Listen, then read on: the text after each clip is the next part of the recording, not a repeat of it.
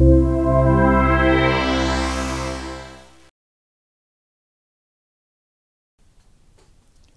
lecteurs, chers internautes, comme vous l'avez vu, l'actualité de la semaine dernière a été dominée par le rapport appelé dans les médias le rapport Trevidic.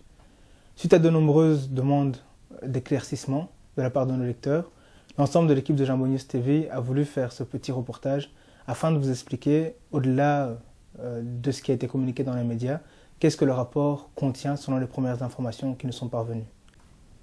Alors, avant d'aller dans le chapitre au sujet du contenu du rapport, il est important de préciser de quel type de rapport on parle. Alors, ce n'est pas un rapport des juges, ce n'est pas un rapport du juge Trevidic ou de la juge Nathalie Poux, mais un rapport d'expertise. Dans le cadre d'une procédure judiciaire, si un juge l'estime nécessaire, il peut recourir à l'avis de spécialistes qui se rendent sur le terrain et, à partir de l'analyse de la situation sur place, tirent leurs conclusions de la manière dont telle ou telle chose s'est passée et remettent leurs conclusions au juge.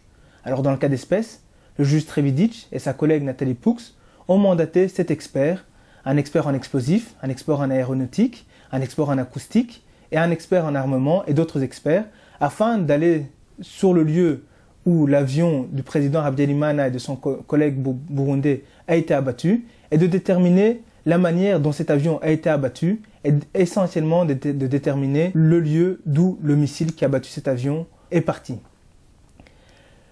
Il est important également de préciser que ce n'est pas encore un rapport définitif. À présent, les parties civiles, et ainsi que la défense, ainsi que le parquet, ont 3 mois pour soumettre leurs observations par rapport au rapport.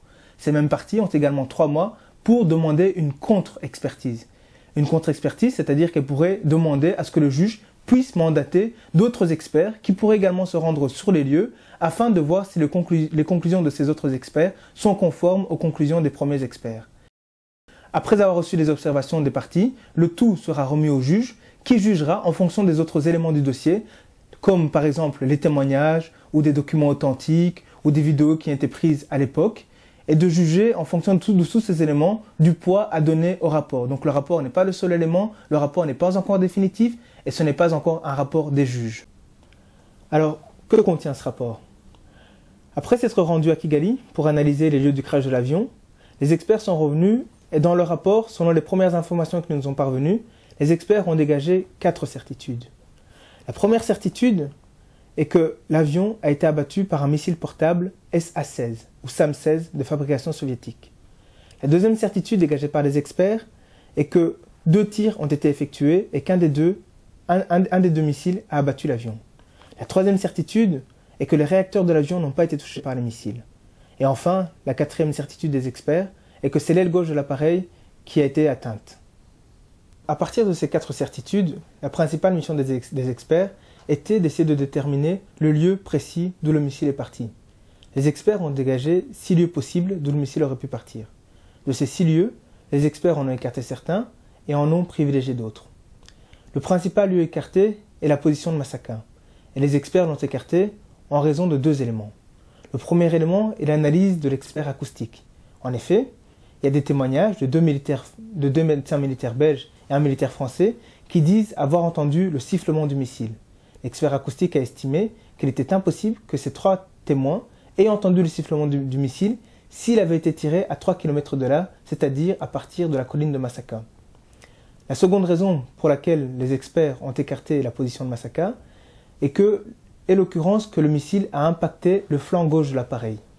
En effet, étant donné que l'avion avait déjà dépassé la colline de Masaka au moment où elle a été abattue, et que les missiles qui ont abattu cet avion sont des missiles infrathermiques, c'est-à-dire qui recherchent la chaleur de leur cible, les experts estiment que si le missile était parti de la position de Masaka, que le missile aurait atteint le réacteur de l'appareil et non le flanc gauche. Et donc, en procédant par élimination, et en fonction des autres éléments qu'ils avaient à leur disposition, les experts ont privilégié comme zone de tir la plus probable le site de Kanombe, à proximité de la maison des coopérants belges, sans toutefois exclure une zone plus étendue d'une centaine de mètres, voire plus, au sud ou à l'ouest. Que faut-il retenir? 4 choses. La première chose est qu'il ne s'agit que d'un rapport d'experts techniques sur lequel les juges ne se sont pas encore prononcés. La deuxième chose est que les parties ont 3 mois pour donner leurs observations et éventuellement demander une contre-expertise. Troisièmement, le rapport privilégie comme zone de tir probable le site de Kanombe et estime que le tir des 2 missiles dont l'un des 2 a battu l'avion présidentiel a pu avoir lieu depuis le camp Kanombe à proximité de la maison des coopérants belges. Le rapport exclut toutefois certaines autres zones, dont le site de Massakam.